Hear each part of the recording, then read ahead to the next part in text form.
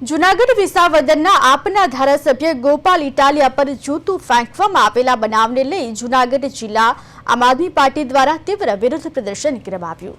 આ બનાવ અજાણ્યા ઈસમ દ્વારા અંજામ અપાયો હોવાનું સામે આવ્યું છે। ઘટનાની નિંદા કરતા જિલ્લા આપ કાર્યકરો બેનરો સાથે શહેરમાં એકત્રિત થયા। સૂત્રોચ્ચાર કરી દોષીને ઝડપી લઈ કડક સજાની માંગ કરવામાં આવી છે। પાર્ટી કાર્યકરો દ્વારા પોલીસ અને પ્રશાસનને અપીલ કરવામાં આવી હતી કે ભવિષ્યમાં આવી હુમલાની ઘટનાઓ ન બને તે માટે સુરક્ષા વ્યવસ્થા વધુ મજબૂત બનાવવામાં આવે। આપ નેતાઓએ જણાવ્યું હતું કે ચૂંટાયેલા જનપ્રતિનિધિ પર હુમલો લોકશાહી પર હુમલો સમાન છે અને આવી ઘટનાઓને કોઈપણ રીતે સહન ન કરી શકાય।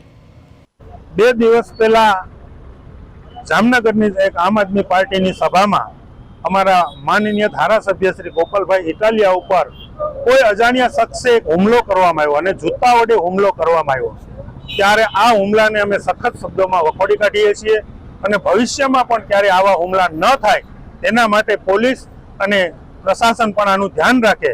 તો અમે આજે જૂનાગઢમાં તમામ કાર્યકર્તાઓ સાથે મળી અને અમારા ધારાસભ્ય શ્રી ગોપાલભાઈ ઇટાલિયા ઉપર જે હુમલો કરનાર વ્યક્તિ છે એને સખતમાં સખત સજા થાય એમને સાથે અમે આજે તમામ કાર્યકર્તાઓ જૂનાગઢમાં એકત્ર થયા છીએ। લક્ષ્મીબાઈને પુતળા પાસે આજે અમે એકત્ર થઈ અને આ હુમલાને સખત શબ્દોમાં બેનરો સાથે વખોડી કાઢીએ છીએ।